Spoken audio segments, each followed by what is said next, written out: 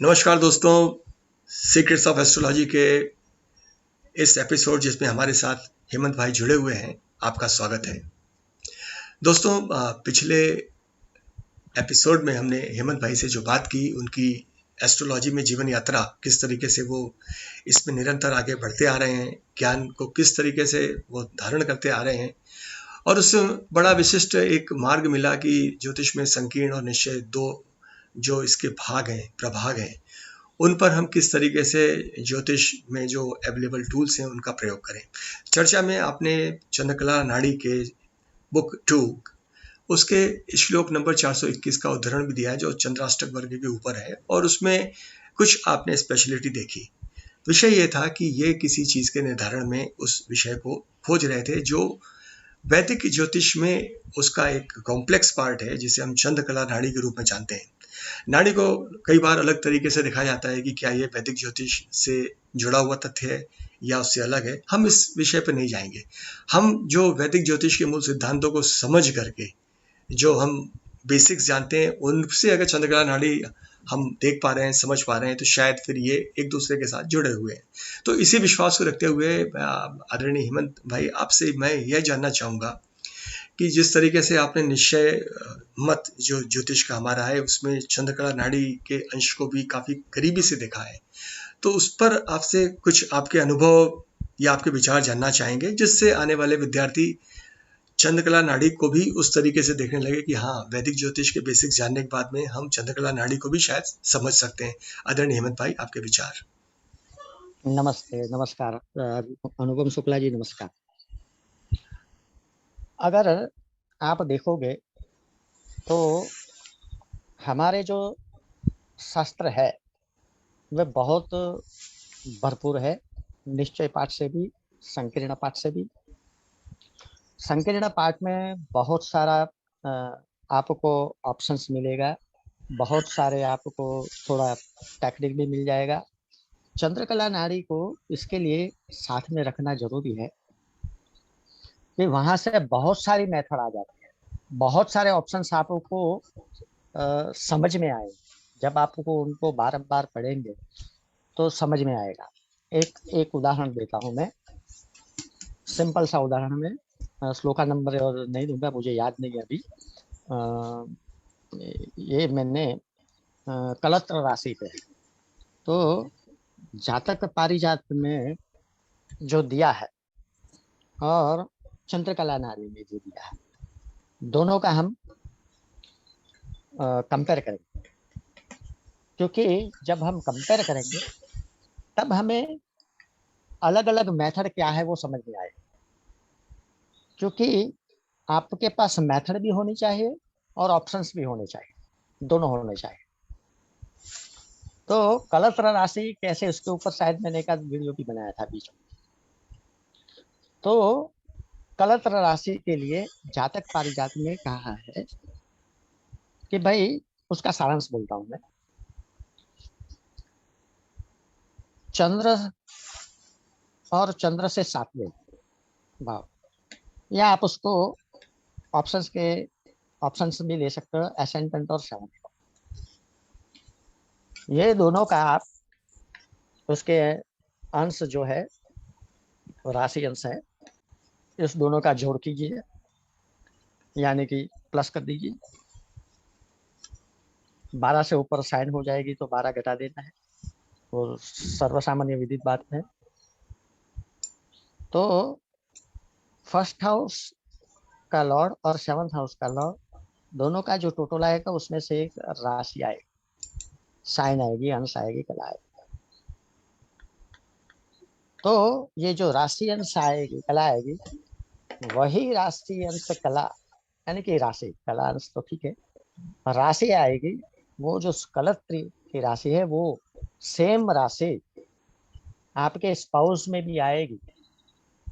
यानी कि आपके स्पाउस में भी, आपकी कुंडली में और आपकी स्पाउस की कुंडली में जब हम प्रपोजल देखते हैं तो उसकी कुंडली में भी first house and seventh house के राशि अंश का जो प्लस करके जो राशि अंश आएगी, यानी कि राशि या इसकी त्रिकोण की राशि, दोनों मिल जाती है तो वो हार्ट विनिंग हो जाती है, यानी कि उस एक दूसरे के लिए बड़े मैरिज हैप्पी और एमिकेबल हो। ये जातक पारिजात का है। 7th हाउस के फल में ये दिया हुआ है कलत्र राशि। अभी चंद्रकला नाड़ी है और उसमें बहुत सारे ऑप्शन है, एक ऑप्शन लेते हैं।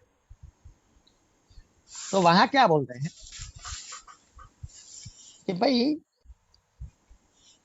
7th लॉर्ड जो राशि पे एस्पेक्ट करता है, यानी कि मिनिमम 2 राशि हो गई, और 7th लॉर्ड का डिपोजिटर 9 मास में कहाँ बैठा है वो राशि, या इसकी त्रिकोण की राशि, वो आपकी कलत्र राशि पे है। यानी कि 2 और 3 5 5 ऑप्शन आपके पास आ गए।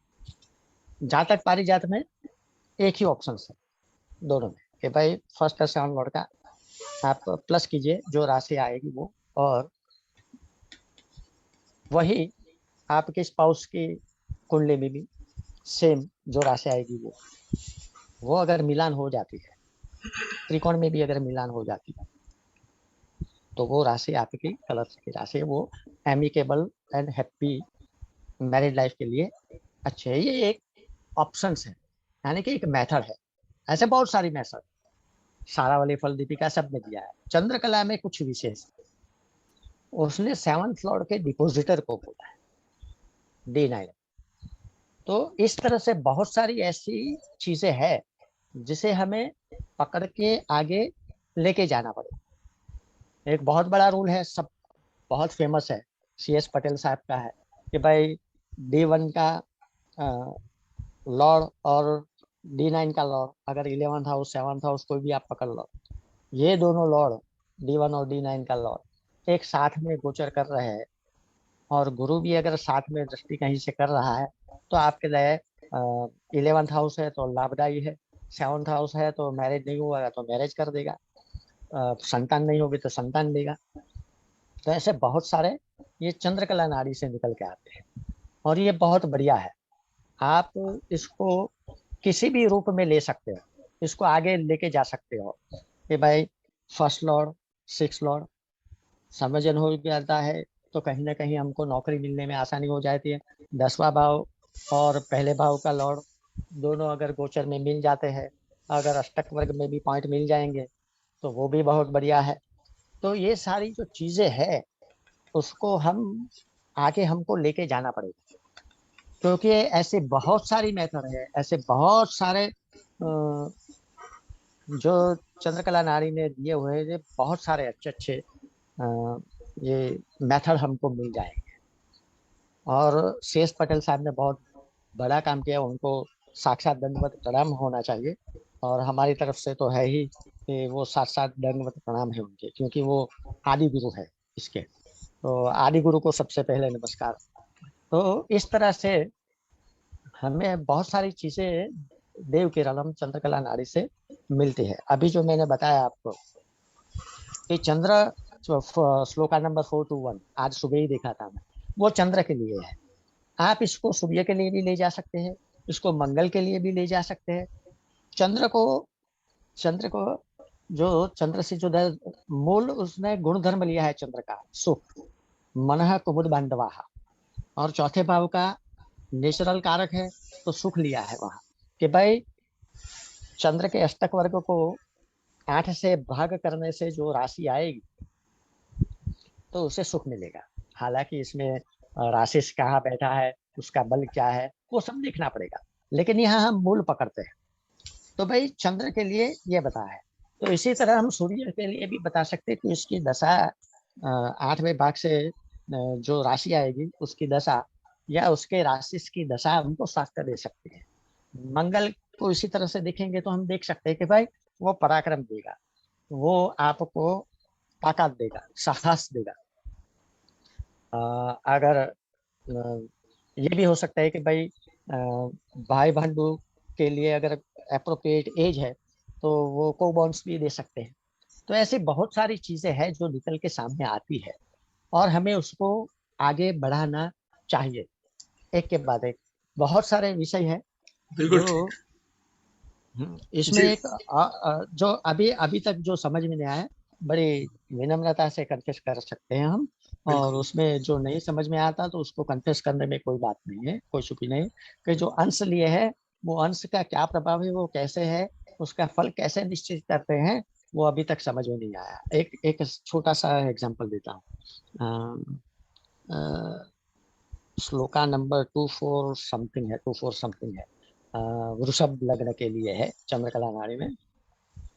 तो वहाँ एग्ज़ैक्ट मेरे पास होगा यहाँ तो मैं देखता हूँ।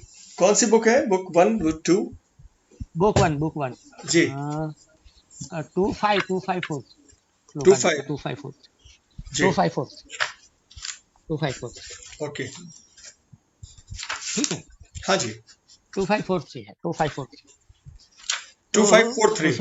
उसमें हाँ 254 जी। युग्मे मंदे शीतलान से पुत्र पुत्री समृद्धिमान स्थिर लग्ने प्रजातस्य 63 वर्षात परम सुखम, ये मंत्र है। युग्मे मंदे ठीक है, शीतलांशे पुत्री पुत्र हाँ समृद्धिमान। जी। समृद्धिमान स्थिर लग्ने प्रजातस्य 63 वर्षात परम सुखम, बिल्कुल ये ठीक। है। हम्म। ठीक है, जी। अब वृषभ लग्न की बात है। जी। आगे जब आप पढ़ोगे, अगला जी। पिछला जब पढ़ोगे तो समझ में आ जाए कि भाई वृषभ लग्न है, वो नहीं जी। बताया। जी। तो यहाँ इतना ही दिया है कि भाई युग में तो यानी कि मिथुन में ये है शनि, और वृषभ लग्न है। वृषभ लग्न में हमें पता है कि भाई योग कारक रहता है, कहीं कोई कहता है कि बाधक रहता है, ये सब साइड पे रहते हैं। लेकिन यहाँ शीतलांश का जो है प्रयोग, तो हमें इतनी ही बात समझ में आती है कि भाई कहीं ना कहीं बहुत सारे ऑप्शन सुनने पड़ेंगे कि भाई वृषभ लग्न में दूसरे भाव में मिथुन राशि में शनि बैठा है, वो पुत्र पुत्री देगा, और फिर बाद में आयुष्य में उसको सुखी करेगा। हम्म। तो यहाँ कौन से ऑप्शन से लिया है, तो बहुत गहन है उसको समझने के लिए कि भाई कौन सा ऑप्शन से। गुरु से पांचवा है तो 30 वर्ष कैसे लिया है उन्होंने, 3 वर्ष परम सुखम, ऐसा लिखा है ना। हम्म। वो हाँ गुरु का पर्याय कर दिया। जी। 63 वर्ष। जी। हाँ गुरु के तो पर्याय हुए। जी। हाँ जी। तो ये जो समझने की बात है कि ऐसे बहुत सारी चीज है जो हमें अ, प्रेरित करते हैं कि हम कैसे दे से सोचे, कैसे करें इसको। कि हर एक चीज के बहुत सारे ऑप्शंस होते हैं, हर एक चीज के बहुत सारे मेथड होते हैं, उसको समझो और फिर आके लेके चलो। ये जो चंद्रकला नाड़ी, ये जो अपने होरा शास्त्र का जो भी ग्रंथ है, उसमें यही बात है कि उसको समझो, उसको बरोबर पढ़ो, उसको बार बार पढ़ो। नहीं समझ में आया तो किसी अच्छे गुरु के पास जाइए, साक्षात मेंटर के पास जाइए, और उसको फिर आगे लेके चलिए। ये मैं अभी तक समझा हूँ, क्योंकि अभी भी ये जो मेरा लर्निंग प्रोसेस है वो समाप्त नहीं हुआ है, वो आगे चलता ही रहेगा, चलता ही रहेगा, चलता ही रहेगा। आपने बड़ी अद्भुत बात की। और जैसा गुरुदेव यूके झा भी कहते हैं कि फर्स्ट प्रिंसिपल को समझना अनिवार्य है। जातक पारिजात में जिस तरीके से स्फुट की हमने बात की थी कि लग्न सप्तम, तो वो जो अंश थे वो कहीं ना कहीं उस स्थिति को दिखा रहे थे कि हम पहले कौन सी चीज को ले आगे बढ़े। और जिस तरीके से हम जानते हैं कि भाव भावेश कारक, तो चंद्रकला नाड़ी में जिस तरीके से आपने बड़ी बखूबी, बड़ी खूबसूरती से उस विषय को सिद्ध किया, जिसमें नवांश की स्थिति आई, यानी हम अगर सप्तमेश के नवांश के आसपास जा रहे हैं तो इसका मतलब है कि हम डिस्पोजिटर की स्ट्रेंथ को भी वेरीफाई कर रहे हैं, क्योंकि वहां उसके डिस्पोजिशन से भी उस भाव की जो स्ट्रेंथ है, क्योंकि भाव भी फल कारक होता है कि भाव में अगर स्ट्रेंथ नहीं है तो ग्रह क्या करेगा। तो ये कहीं ना कहीं फर्स्ट प्रिंसिपल से निकल के आगे हम उसके डेरिवेशन या उसके एडवांसमेंट पे बढ़ गए, जो चंद्रकला नाड़ी बड़ी बखूबी अपने अंदर विदहोल्ड करता है, समाहित करता है। और जिसमें आदरणीय हेमंत भाई की बड़ी दक्षता है, क्योंकि आप विद्यार्थी बने रहना चाहते हैं, लगातार सीखना चाहते हैं, पढ़ना चाहते हैं, तो चुटकियों में आप उस बृहद ग्रंथ के श्लोकों की बात कर रहे थे। तो मित्रों, यह स्पष्ट निकल के आता है कि हम मूल कोई भी किताब, कोई भी ग्रंथ को समझ के, पढ़ के और आगे ऐसे विशिष्ट ग्रंथों का अध्ययन करते हैं, तो जैसे आपने कहा था कि संकीर्ण से निश्चय की तरफ, यानी फिर आपके जो कन्विक्शन बढ़ेंगे तो आपके फलित में, जिसके लिए आपने कहा था कि वो समाज के कल्याण के लिए या लोगों के लिए शुभकारी हो, जो शायद किसी ज्योतिष के विद्यार्थी को कह लें, पारंगत व्यक्ति को कह लें, निपुण व्यक्ति को कह लें, वो अगर इस शास्त्र को पढ़ता है तो कहीं ना कहीं लोक कल्याण भी उससे जुड़ता है। तो हेमंत भाई, आप इस चर्चा में हमसे जुड़े रहे, और मन तो नहीं हो रहा, लेकिन आपसे फिर विनय करेंगे कि आप जल्द ही चंद्रकला नाड़ी पर कुछ ना कुछ लेकर के हम लोगों के साथ उपस्थित होते रहिएगा, जिससे हम सभी का काफी भला होगा। और आप इस चर्चा में हमसे जुड़े, आपका बहुत बहुत धन्यवाद। धन्यवाद। आपका धन्यवाद। नमस्कार, बहुत सारा नमस्कार। और जैसे भी कुछ होगा हम आते रहेंगे। आपसे मुलाकात हमें बहुत अच्छी लगी, और आपका बड़ा बड़ा धन्यवाद। निर्विघ्नेन शुभम भवतु, निर्विघ्नेन शुभम भवतु, निर्विघ्नेन शुभम भवतु। नमस्कार। तो फिर से मुलाकात होगी आपसे जल्द ही मित्रों। आज्ञा दीजिए। जरूर। धन्यवाद।